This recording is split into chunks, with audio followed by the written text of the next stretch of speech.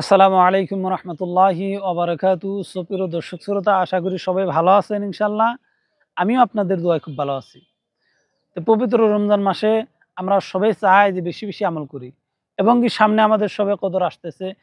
বেজোড়া যেগুলো বেজোড়া রাত আছে, সেই সমস্ত বেজোড়া রাতের মধ্যে আল্লাহ নবী সাল্লাল্লাহু আলাইহি সাল্লাম শবে কদর তালাশ করার জন্য আদেশ করেছেন যে তোমরা বেজোড়া রাত্রে শবে কদর তালাশ করো।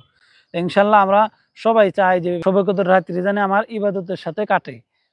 দেখেন, সলাতুত তাসবিহ নামাজ এমন একটি নামাজ, এই নামাজটি পড়ার এত ফজিলত আল্লাহ পাক রব্বুল আলামিন বলে দিয়েছেন যে এই সলাতুত তাসবিহ যে নামাজটি আদায় করবে তার পিছনের সমস্ত গুনাহ আল্লাহ মাফ করে দিবে, সমস্ত গুনাহ আল্লাহ মাফ করে দিবে। কত ফজিলতের নামাজ এটি, সমস্ত গুনাহ মাফ করে দিবে। তো আমরা চাই না যে আমাদের জীবনের সমস্ত গুনাহ মাফ হয়ে যাক, আমরা চাই ইনশাল্লাহ। তাহলে ইনশাল্লাহ সবাই পড়ুন।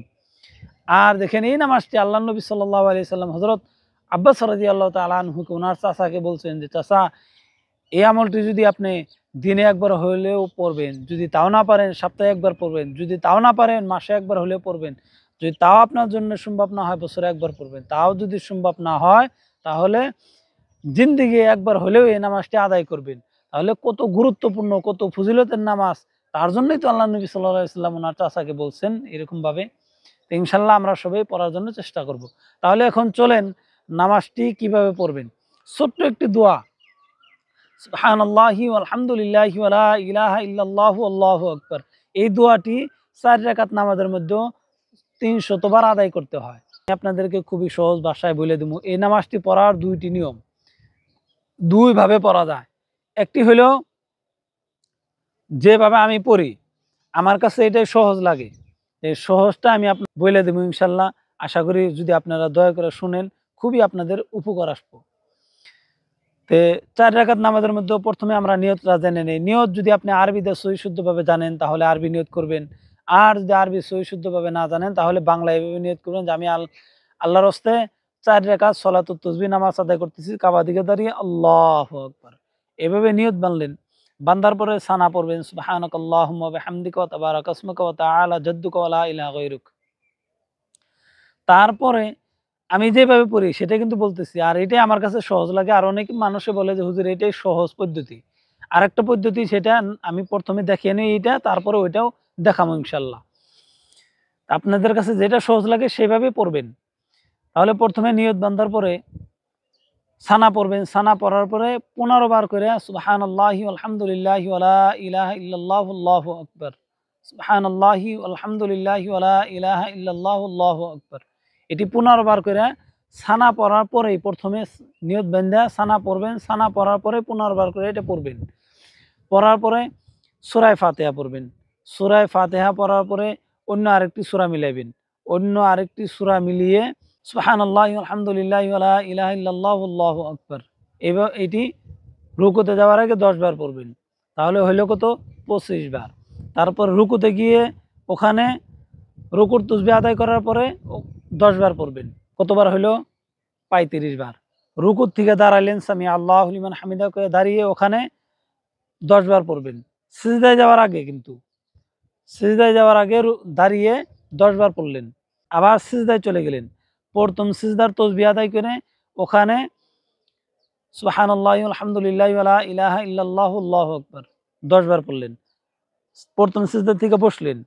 বইসা দ্বিতীয় সিজদায় যাওয়ার আগে আবার ১০ বার পড়বেন। সুবহানাল্লাহি আলহামদুলিল্লাহি ওয়া লা ইলাহা ইল্লাল্লাহু আল্লাহু আকবার।